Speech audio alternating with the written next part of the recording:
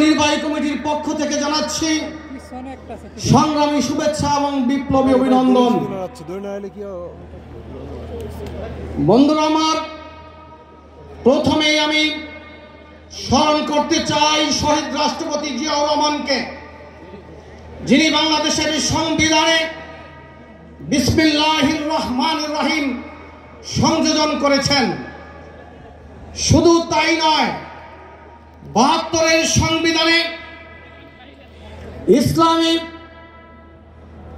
রাজনীতির কোনো সুযোগ ছিল না, অর্থাৎ ধর্মীয় রাজনীতির কোনো সুযোগ তখন ছিল না। কিন্তু শহীদ রাষ্ট্রপতি জিয়াউর রহমান ধর্মীয় রাজনীতির সুযোগ করে দিয়েছিলেন।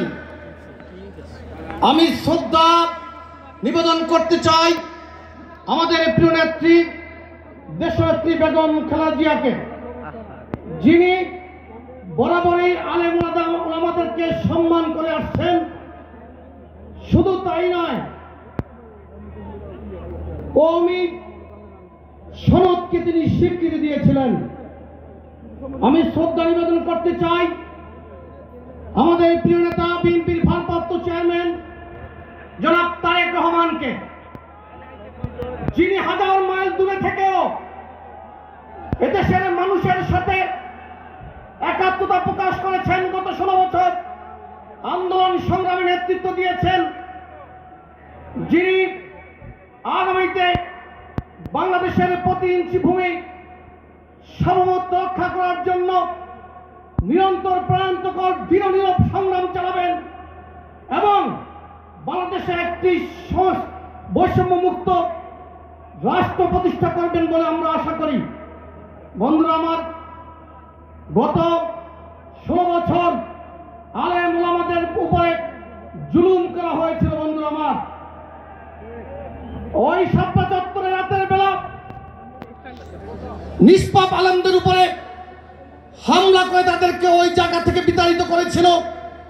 শুধু তাই নয়, আলেম ওলামাদেরকে জেলখানার অন্ধকার প্রকোষ্ঠে আটকে রাখা হয়েছিল। শুধু তাই নয়, অনেককে বিদেশ চলে যেতে বাধ্য করা হয়েছিল। আমি বলতে চাই, আজকে এই যে ইসলামী যুব আন্দোলনে যে সকল যুবকরা উপস্থিত হয়েছেন, তারা হলো বাংলাদেশের আগামী দিনের শক্তি। কারণ যে কোনো সভ্যতা যুব সমাজের শক্তি এবং সাহসের উপর নির্ভর করেই বিকশিত হয়। বন্ধুরা আমার, আল্লাহ রাব্বুল আলামিন আমাদের কাছে যত নবী পাঠিয়েছেন, কোন নবী কিশোর ছিলেন না কিংবা বৃদ্ধ ছিলেন না। তাদেরকে যৌবন অবস্থায় নবুয়ত প্রদান করেছিলেন। আমাদের প্রিয় নবী হযরত মুহাম্মদ সাল্লাল্লাহু আলাইহি সাল্লাম ওসামা ইবনে জায়েদকে সেনাপতি নিয়োগ করেছিলেন মাত্র 18 বছর বয়সে। বন্ধুরা আমার, গত 16 বছরে আপনারা আন্দোলন করেছেন, সংগ্রাম করেছেন। শুধু তাই নয়, জুলাই বিপ্লবে আপনাদের ত্যাগ রয়েছে, আপনাদের রক্তে রাজপথ রক্তাক্ত হয়েছে।